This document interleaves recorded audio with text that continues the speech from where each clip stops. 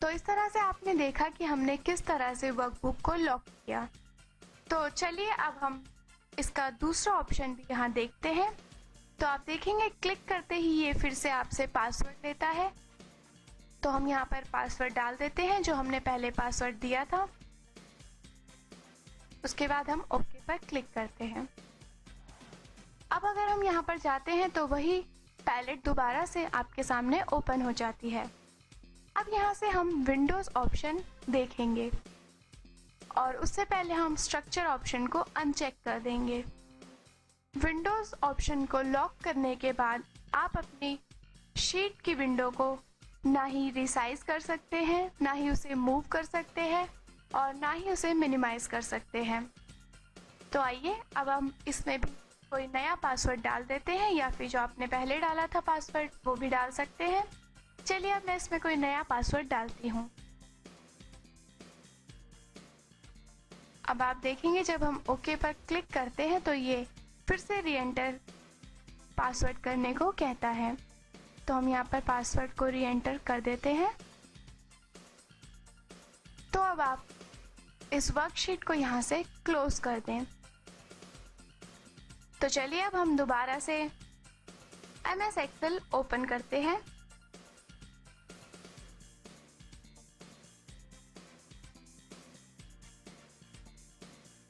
और हमारे सामने MS एक्सेल 2007 ओपन होता है। अब हम यहाँ से दोबारा से अपनी वही फाइल को ओपन करते हैं। अब आप यहाँ पर देख सकते हैं कि यहाँ पर ना ही मिनिमाइज का ऑप्शन आ रहा है, ना ही यहाँ पर मैक्सिमाइज का आइकन है और ना ही यहाँ पर क्लोज का आइकन है, और ना ही आप इस विंडो को मूव कर सकते हैं। तो इस तरह से आपने देखा कि हम किस तरह से विंडो को लॉक कर सकते हैं और इसे प्रोटेक्ट कर सकते हैं। तो चलिए हम इसे वापस से अनप्रोटेक्ट करते हैं। उसके लिए दोबारा से हम रिव्यू में जाते हैं और यहाँ से अनप्रोटेक्ट वर्कबुक पर क्लिक करते हैं। ये आपसे दोबारा पासवर्ड मांगता है, जो आपने पासवर्ड वहाँ डाला था आप यहाँ पर दे दीजिए। जब हम ओके पर क्लिक करते हैं तो हमारी वर्कबुक अनप्रोटेक्ट हो जाती है।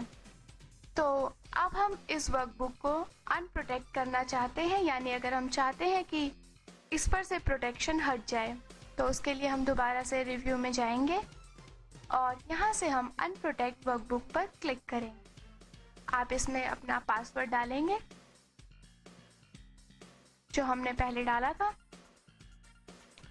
तो आप देख सकते हैं कि ओके पर क्लिक करने के बाद दोबारा से हमारी वर्कबुक अनप्रोटेक्ट हो गई। अब आप इसमें कुछ भी एडिटिंग कर सकते हैं, इसे मिनिमाइज कर सकते हैं, आप इसे मैक्सिमाइज कर सकते हैं और इसे क्लोज भी कर सकते हैं, जो कि प्रोटेक्ट वर्कबुक करने के बाद सारे ऑप्शंस इनविजिबल हो गए थे। तो इस तरह से आप वर्कबुक को प्रोटेक्ट कर सकते हैं और वर्कबुक के स्ट्रक्चर और विंडोज को प्रोटेक्शन दे सकते हैं।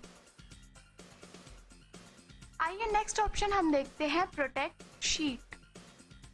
प्रोटेक्ट शीट द्वारा आप अपनी वर्कशीट में सेल्स या फिर शीट को प्रोटेक्ट कर सकते हैं। तो हम जैसे ही इस पर क्लिक करते हैं तो आप देखेंगे कि हमारे सामने एक पैलेट ओपन हो जाता है।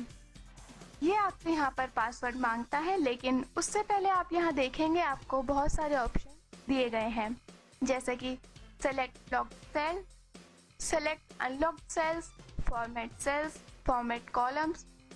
बाय डिफ़ॉल्ट आपको 2 चेक्स मिलेंगे, लेकिन अगर आप इसमें और भी ऑप्शंस लॉक करना चाहते हैं तो आप यहाँ से चुन सकते हैं। जैसे अगर मैं चाहती हूँ कि मेरी शीट में कोई भी फॉर्मेटिंग ना कर सके, कोई भी सेल्स में कोई किसी की तरह की फॉर्मेटिंग ना कर सके, तो मैं यहाँ पर इसे चेक कर दूंगी।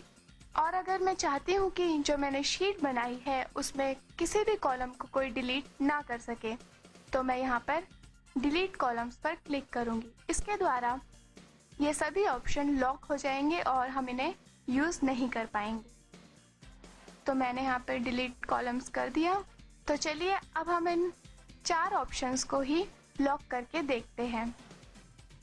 तो यहाँ पर हम पासवर्ड डाल देते हैं, कोई भी आप इसमें पासवर्ड डाल सकते हैं। अब इसे ओके करें। यहाँ पर ये फिर से री एंटर पासवर्ड मांगता है, जो कि मैं यहाँ पे दोबारा पासवर्ड जो मैंने यहाँ डाला था वो ही यहाँ डाल देती हूँ और ओके पर क्लिक कर देती हूँ। अब आप देखेंगे कि मैं सेल में किसी भी तरह की कोई फॉर्मेटिंग नहीं कर सकती। अब आप देखेंगे क्योंकि मैंने वहाँ से डिलीट कॉलम को चेक किया था, यानी मैं चाहती हूँ कि मेरे शीट की किसी भी कॉलम को कोई डिलीट ना कर सके, तो मैं किसी भी कॉलम को सेलेक्ट कर लेती हूँ। चलिए मैं इस कॉलम को सेलेक्ट करती हूँ और यहाँ से अपने कीबोर्ड से मैं डिलीट का बटन प्रेस करती हूँ। अब आप देख सकते हैं कि आपको एक डायलॉग बॉक्स ओपन कर देता है और इसमें आप देख सकते हैं कि ये आपको दिखा रहा है कि जो सेल आपने सेलेक्ट किया है वो प्रोटेक्ट किया जा चुका है, यानी ये सेल प्रोटेक्टेड है, आप इसको डिलीट नहीं कर सकते। तो इस तरह आपने देखा कि हम कितने आसानी से अपनी वर्कबुक को प्रोटेक्ट कर सकते हैं और सेल्स को प्रोटेक्ट कर सकते हैं, जो कि कभी कभी अपने डाटा को प्रोटेक्ट रखने के लिए बेहद ज़रूरी होता है। तो इस तरह से आपने इस सेशन में सीखा कि हम किस तरह से वर्कबुक को प्रोटेक्ट कर सकते हैं, किस तरह से वर्कशीट को प्रोटेक्ट कर सकते हैं और किस तरह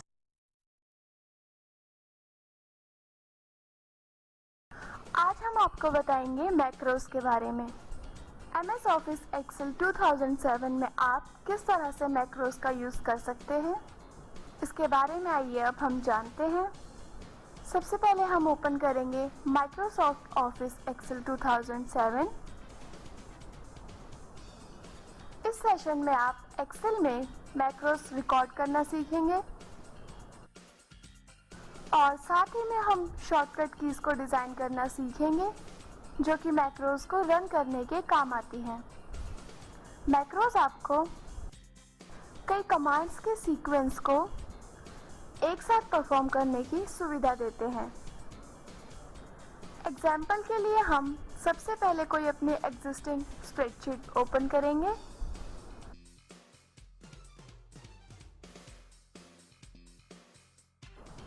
जैसे कि आपने देखा स्प्रेडशीट ओपन हो चुकी है। जब भी हम मैक्रोस को रन करते हैं तो माइक्रोसॉफ्ट एक्सेल एक नई स्प्रेडशीट क्रिएट कर देता है। इसका फॉर्मेट वही होता है जो आपके मैक्रोस के रिकॉर्डिंग के समय होता है। मैक्रोस को रिकॉर्डिंग से पहले आपको ओपन नेविगेशन टूल बार में डेवलप टैग का होना बेहद ज़रूरी है। अगर यह पहले से ओपन नहीं है तो आपको उसके लिए माइक्रोसॉफ्ट ऑफिस बटन में जाना पड़ेगा और नीचे बॉटम में एक्सेल ऑप्शंस में क्लिक करना होगा। क्लिक करते ही आपने देखा आपके सामने एक पैलेट ओपन हो जाता है। इसमें आप देख सकते हैं डिफरेंट टाइप्स के options. Show many tool bar on section,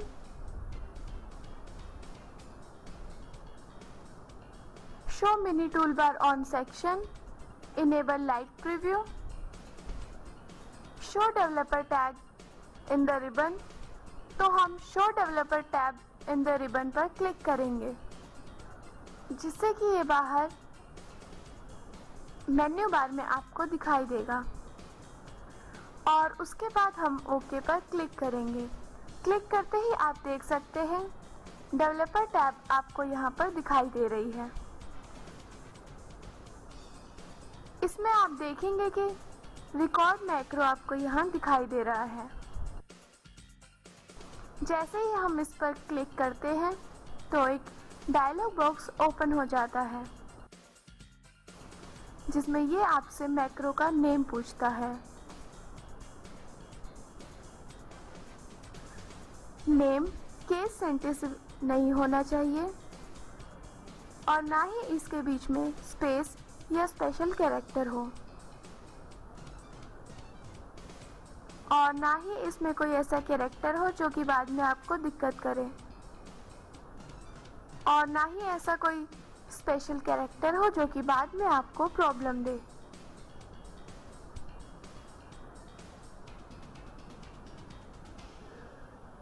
और ना ही ऐसा कोई सेल रेफरेंसेस हो जो कि बाद में आपको प्रॉब्लम दे।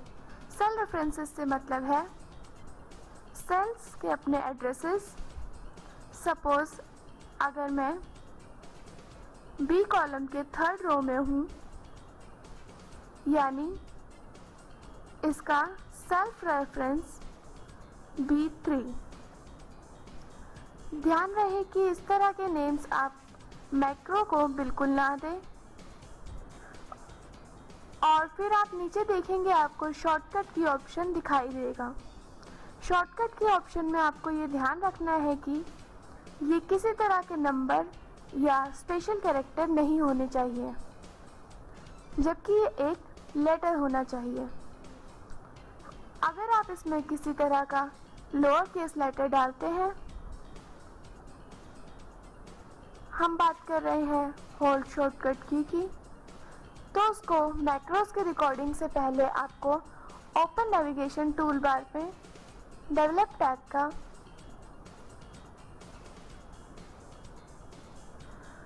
हम बात कर रहे हैं शॉर्टकट की अगर हम किसी तरह का लेटर इसमें डालते हैं तो ये आपको दिखाएगा कंट्रोल प्लस स्मॉल लेटर का कॉम्बिनेशन। और अगर हम इसमें किसी तरह का कोई कैपिटल लेटर डालते हैं तो ये कॉम्बिनेशन दिखाता है control plus shift plus small control plus shift plus capital letter. अगर हमें मैक्रोस को रन करना है तो कैपिटल लेटर के केस में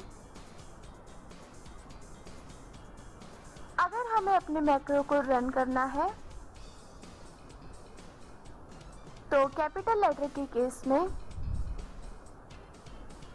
कैपिटल लेटर टाइप करना होगा। और अगर हम कोई स्मॉल लेटर लेते हैं तो उस केस में हमें कंट्रोल प्लस स्मॉल लेटर लेना होगा। और साथ ही में आपको इस बात का ध्यान रखना होगा कि अगर हम इस तरह की कोई की यूज़ कर रहे हैं जो कि माइक्रोसॉफ्ट एक्सेल द्वारा ऑलरेडी यूज़ की जा चुकी है, तो मैक्रो उस की को ओवरराइट कर देगा जब तक कि आप इस शीट पर काम कर रहे हैं। तो इस तरह से आपने देखा कि हमने ऑप्शन यहाँ लिया था कंट्रोल J।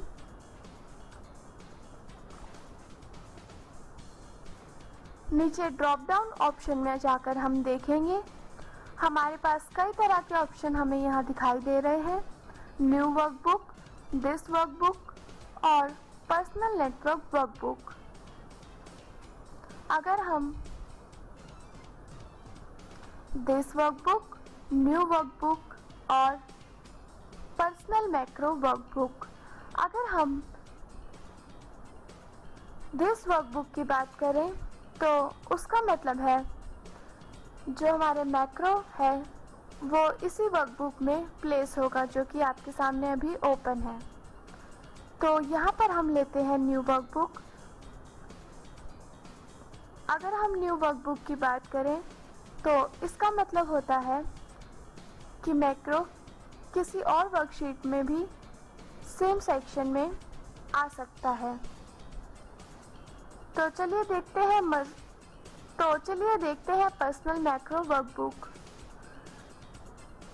पर्सनल वर्कबुक हर समय जब भी हम मैक्रो पर काम करें तो हम इसे यूज़ कर सकते हैं, जिससे कि हम कभी भी रिकॉर्ड की गई मैक्रो उसको यूज़ कर सकते हैं।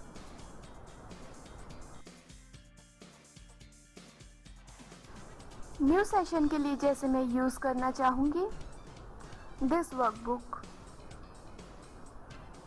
नीचे आप देख रहे हैं डिस्क्रिप्शन पैनल आपको यहाँ दिखाई दे रहा है, जिसमें आप किसी भी तरह का कोई भी डिस्क्रिप्शन दे सकते हैं। अब आप ओके पर क्लिक करें। इस पॉइंट पर एक्सेल किसी भी तरह का कीज टू आप इस पर ऐड कर सकते हैं, तो ये इसको रिकॉर्ड कर लेगा। सपोज अगर मैं इस पर क्लिक करके कुछ टाइप करूं, तो एक्सेल इसे एज अ मैक्रो रिकॉर्ड कर लेगा। जैसा कि आपने ऊपर कोड ग्रुप ऑप्शन में देखा था, जैसा कि आपने ऊपर देखा था, रिकॉर्ड मैक्रोज ऑप्शन था जो कि कन्वर्ट होकर स्टॉप रिकॉर्डिंग ऑप्शन में कन्वर्ट हो गया। अगर आप चाहते हैं कि आप इसी तरह मैक्रोज रिकॉर्ड करें, तो ये आपको आपके पूरे रिकॉर्डिंग के सीक्वेंस बताता है। तो जो ये मेरा कर्सर है हमेशा स्टार्ट होगा B4 से। अगर मैं अपने किसी स्पेसिफिक एरिया पे जाना चाहती हूँ, सपोज मैं चाहती हूँ कि हर समय मेरा मैक्रो एक टाइम के बाद इससे नीचे वाली कॉलम या रो पर आकर रुक जाए, तो उसके लिए मैं यूज़ करूँगी। सपोज अगर मैं चाहती हूँ कि मेरा मैक्रो एक टाइम के बाद इससे नीचे वाले कॉलम या रो पर आ जाए, तो उसके लिए मैं यूज़ करूँगी यूज़ रिलेटिव रेफरेंसेस बटन। इस पर क्लिक करते ही ये मुझे अलाउ करता है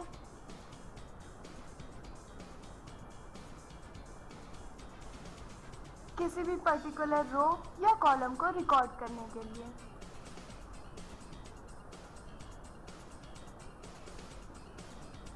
अब मैं अपना ऑप्शन यूज़ करने जा रही हूँ Ctrl+J वाला, जो कि मैंने पहले सेट किया था मैक्रोज में। Ctrl+J। अब इसमें मेरा कर्सर जहाँ भी होगा जंप करके इस सेल पर आ जाएगा। अब मैं इस फंक्शन को टर्न ऑफ कर दूंगी। इस फंक्शन का यूज़ मैं जब भी मैक्रोज को रिकॉर्ड कर रही हूँ और स्पेसिफिक किसी कॉलम या रो को मैंने रिकॉर्ड करना है, तो मैं इस फंक्शन का यूज़ करती हूँ। तो जैसा कि आपने देखा, मैंने एक पर्टिकुलर कमेंट के साथ इसको रिकॉर्ड कर लिया है और अब मैं ऊपर बने स्टॉप रिकॉर्डिंग बटन में जाकर क्लिक कर दूंगी, तो आप देखेंगे कि ये बटन फिर से कन्वर्ट हो गया है रिकॉर्ड मैक्रो में। जब मैंने अपना मैक्रो रिकॉर्ड कर लिया है, तो सबसे ज़्यादा ज़रूरी है कि मैं सेव ऑप्शन में जाकर इस फाइल को सेव करूं। तो चलिए अब मैं अपने मैक्रोज को चेक करती हूं। तो उसके लिए मैं डिफरेंट स्टाइल में कुछ भी टाइप करती जा रही हूं और आप देखेंगे कि Ctrl+J प्रेस करते ही मेरा कर्सर मैक्रो वाले पोर्शन पर आ गया है। तो इस तरह से आपने देखा कि आप MS एक्सेल में किस तरह से मैक्रोज का यूज़ कर सकते हैं। तो चलिए अब हम आपको बताएंगे कि हम किस तरह से माइक्रोसॉफ्ट एक्सेल 2007 में पिवट टेबल क्रिएट कर सकते हैं। अगर आपके पास कोई वर्कशीट है जिसमें बहुत सारा डेटा हो, जैसे एनवायरमेंटरी मैनेजमेंट का या फिर सेल्स मैनेजमेंट का, तो उसके लिए आप पिवट टेबल क्रिएट कर सकते हैं, जो कि आपको किसी भी एक्शन को आइडेंटिफाई करने में हेल्प करती है। उसके लिए आप सबसे पहले माइक्रोसॉफ्ट ऑफिस एक्सेल 2007 ओपन करेंगे। अब आप अपनी कोई भी एग्जिस्टिंग वर्कशीट ओपन करेंगे, तो ये हमारी रिपोर्ट आ गई जिसमें हम पिवट टेबल क्रिएट करना चाहते हैं। तो सबसे पहले हम अपनी स्प्रेडशीट में किसी भी सेल को सेलेक्ट कर लेते हैं और उसके बाद हम इंसर्ट ऑप्शन में जाकर लेफ्ट साइड में बने हुए पिवट टेबल ऑप्शन पर क्लिक करेंगे। इस पर क्लिक करते ही आप ये सिलेक्शन देख सकते हैं और इसी के साथ में आपके सामने एक डायलॉग बॉक्स ओपन हो जाता है, क्रिएट पिवट टेबल, जिसमें आपको दो ऑप्शंस यहाँ मिलते हैं, न्यू वर्कशीट और एग्जिस्टिंग वर्कशीट। अगर हम एग्जिस्टिंग वर्कशीट पर क्लिक करेंगे, तो इसका मतलब होता है कि आप जो एक्सेल की एग्जिस्टिंग वर्कशीट है उस पर आप पिवट टेबल क्रिएट करना चाहते हैं। और अगर हम करते हैं न्यू वर्कशीट, क्योंकि हम नहीं चाहते हैं कि ये एक ही शीट पर सारा डेटा मिक्स हो जाए, तो उसके लिए हम न्यू वर्कशीट सेलेक्ट करते हैं और उसी के साथ ही हम ओके करेंगे। तो आप देख सकते हैं कि आपके सामने पिवट टेबल राइट साइड में ओपन हो गई है। इसे हम सेंटर में ले आएंगे जिससे कि आपकी स्क्रीन पर ये और अच्छी तरह विजिबल हो सके। और अब हम इसको बड़ा कर लेते हैं और यहाँ पर आप देख सकते हैं कि मल्टीपल फील्ड्स हमें यहाँ दिखाई दे रहे हैं, जिसमें से हम जो भी फील्ड अपने टेबल में यूज़ करना चाहते हैं उसे हम यहाँ से ले सकते हैं। ज़रूरी नहीं है कि हमें सबकी ज़रूरत पड़े। तो जैसे कि आप देख सकते हैं, तो जैसे कि मैं इस वैल्यू को यहाँ पर इसमें डालना चाहती हूँ तो मैं इसे ड्रैग करके इसमें डाल सकती हूँ, जो कि डायरेक्ट रिफ्लेक्ट होती है हमारी वर्कशीट पर, जैसा कि आप देख सकते हैं। तो चलिए मैं एक दो और ऑप्शंस इसमें लेती हूँ। सपोज हमने रो लेबल्स का इसमें डाल दिया तो आप देख सकते हैं जो कि हमें दिखाई दे रहा है रो लेबल्स में। और यहाँ पर आप दिल्ली की लोकेशन देख सकते हैं। तो इस तरह से MS एक्सेल ने यहाँ पर एक्सपीरियंस वाइज इन्हें शो कर दिया है। सपोज यहाँ से मैंने एक और ऑप्शन लिया जो कि सैलरी का है। तो आप देख सकते हैं कि किस तरह से सैलरी पर्टिकुलर डिपार्टमेंट के हिसाब से यहाँ पर हमें दिखाई दे रही है और इसका ग्रैंड टोटल भी आपको यहाँ सामने दिख रहा है। तो इस तरह से मैं पूरी तरह भरोसा कर सकती हूँ कि पिवट टेबल के थ्रू मैं बड़ी से बड़ी कैलकुलेशन करके एक्यूरेट डेटा पा सकती हूँ। मान लीजिए अगर हमें अपने टेबल में कोई सेक्शन नहीं चाहिए तो हम उसे सेलेक्ट करके बाहर की ओर ड्रैग करेंगे तो वो ऑटोमेटिकली हमारी टेबल पे से हट जाएगा। और अगर आपको इसमें और ऑप्शंस ऐड करने हैं तो हम इसे यहाँ से ड्रैग करके ले सकते हैं। सपोज हमें कोई ऑप्शन अपनी कॉलम लेबल्स पे चाहिए तो यहाँ पर आप देख सकते हैं कॉलम लेबल्स पे वो ऑप्शन आ गया है और हम मैन्युअली इसका साइज़ छोटा या बड़ा कर सकते हैं। हम यहाँ से इसे ड्रैग करके यहाँ डाल सकते हैं और यहाँ से आप इसे देख सकते हैं। इसी तरह आप अपनी ज़रूरत के हिसाब से इसमें फील्ड्स ऐड कर सकते हैं और उन्हें रिमूव कर सकते हैं। और अच्छे से इसे जानने के लिए आप इसे और ज़्यादा एक्सप्लोर कर सकते हैं।